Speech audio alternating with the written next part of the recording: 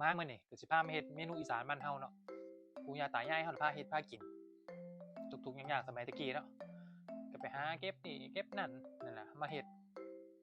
บ่มีอิหยังมากมายบ่มีหยังซับซ้อนดอกเมนูนี่บ่ได้กินตลอดเด้เมนูนี่ปีละเทื่อเด้เดี๋ยวสิพาเฮ็ด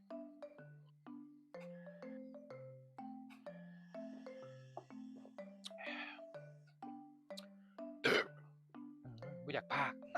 มาไม่เฮ็ดกันโลดผู้ใดเห็นก็จะลองอ๋อเลยล่ะเมนูนี่ตะไคร้หัวตะไคร้มันหอมซะก่อน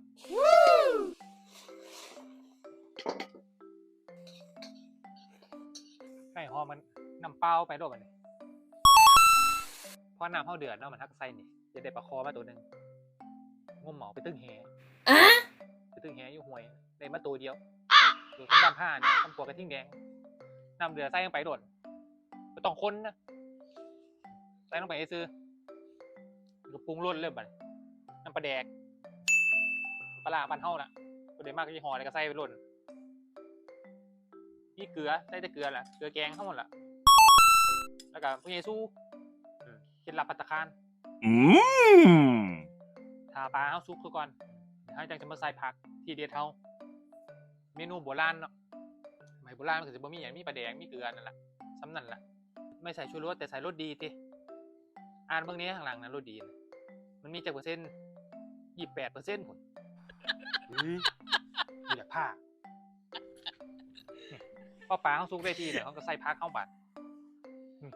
ผักที่เด็ดเฮาสมัยปู่ย่าตายายเนาะบรรพบุรุษเฮาพุ่นล่ะผักหยังสุกเจ้าเอิ้นผักหยังบ้านเจเอิ้นผักขี้โขมเด้บางเทื่อบางจะบ้านเขาก็เอิ้นผักสะเดาดินเนาะผักกระเดาดินนะผักขี้โขมเด้นี่ใส่ลงไปโลดบัดว้าวต้องคนนะเดี๋ยวมันสิยุบลงมันเอง